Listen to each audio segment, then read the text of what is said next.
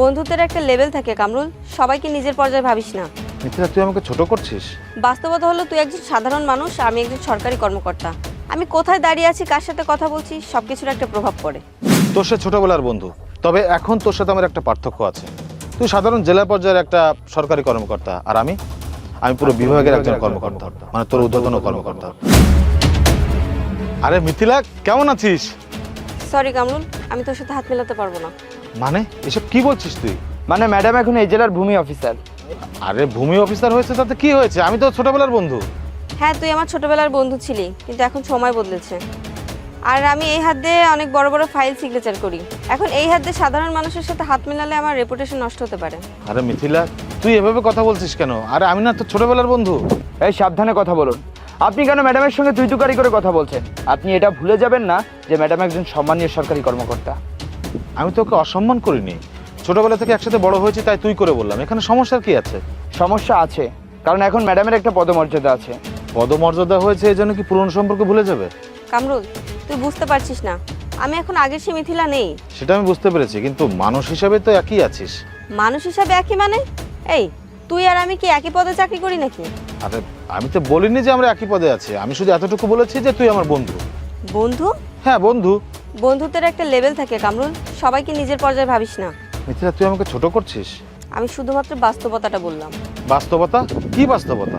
বাস্তবতা হলো তুই একজন সাধারণ মানুষ, আমি একজন সরকারি কর্মকর্তা। আমি কোথায় দাঁড়িয়ে আছি, কার সাথে কথা বলছি, সবকিছুর একটা প্রভাব পড়ে। তার মানে তোর কাছে এখন মানুষের পরিচয় মানে পদ? অনেক সময় পদই পরিচয়। আসলে তুই বদলে গিয়েছিস মিথিলা। না, আমি বদলাইনি, আমি শুধু নিজের জায়গাটা বুঝতে শিখেছি। মিথিলা, একটা কথা বলি কি, পোশাক দেখে মানুষকে বিচার করিস না। আমি কাউকে বিচার করছি না, আমি বাস্তবতাটা বলছি। আচ্ছা, একটা কথা বলতো, মানুষের মূল্যটা কি পোশাকে? দেখ, তোর সঙ্গে তর্ক করার সময় আমার নেই। তাহলে দাঁড়িয়ে আছিস কেন? চলে যা। তুই আমাকে চলে যেতে বলছিস? না মানে আমি বলছি তুই যদি ব্যস্ত থাকিস তাহলে চলে যেতে পারিস। এই আপনার ভাষা ঠিক করুন। এই, আপনি বারবার কেন আমার ভাষা নিয়ে কথা বলছেন? আপনি জানেন আমি কে? আপনি কে সেটা জানার প্রয়োজন মনে করছি না, তবে আপনি এতটুকু মনে রাখুন যে আপনি একজন সরকারি কর্মকর্তার সঙ্গে কথা বলছেন।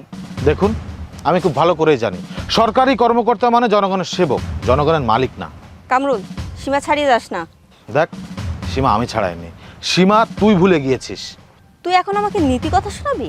হ্যাঁ, প্রয়োজন হলে অবশ্যই শোনাবো। দেখ, তুই আমার ছোটবেলার বন্ধু, তাই এখনো তোর সাথে আমি খারাপ ব্যবহার করিনি। না হলে কি করবি তুই শুনি? তুই দেখি খুব তেলা তেলা কথা বলছিস।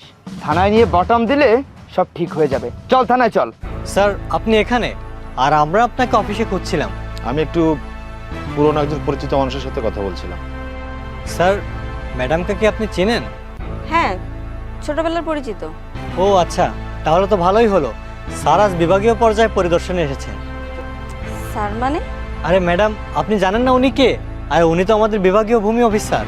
কামরুল? না মানে স্যার আপনি? হ্যাঁ, আমি কামরুল, তোর সাথে ছোটবেলার বন্ধু।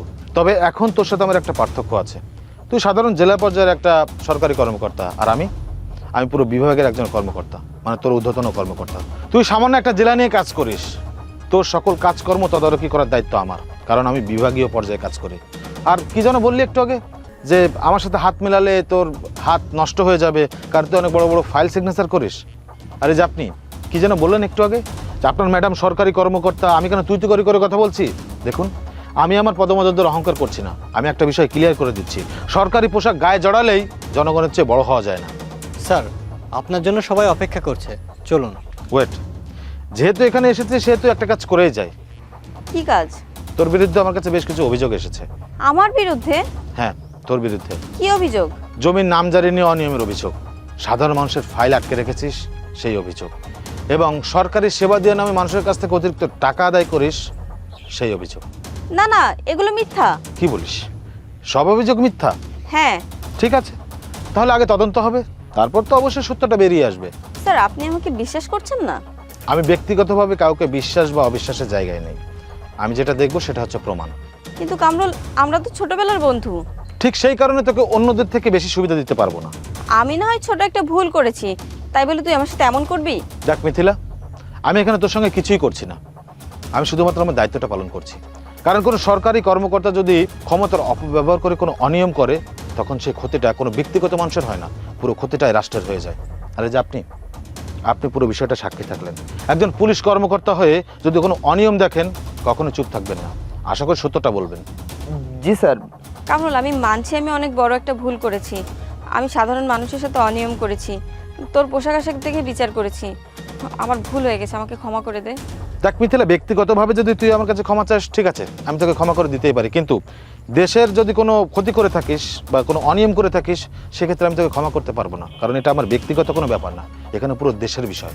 দেখ মিথিলা, তুই যদি রাস্তায় দাঁড়িয়ে আমাকে অপমান করিস তাহলে সেটা আমার ব্যক্তিগত বিষয়, আমি চাইলে তোকে ক্ষমা করে দিতে পারবো, কিন্তু যদি সরকারি কোনো কাজে তোর অফিসে গিয়ে কোনো মানুষ হয়রানির শিকার হয় বা অবৈধভাবে তুই যদি ফাইলটা আটকে রাখিস বা যদি টাকা দাবি করিস তখন তোকে আমি ক্ষমা করতে পারবো না, কারণ তখন সেটা আমার ব্যক্তিগত বিষয় থাকবে না, পুরো রাষ্ট্রের বিষয় হয়ে যাবে। যাই হোক, তো সব কিছু তদন্ত হবে, আজকের মতো আসি, কিন্তু খুব তাড়াতাড়ি তোর সাথে আমার দেখা হবে। চলুন।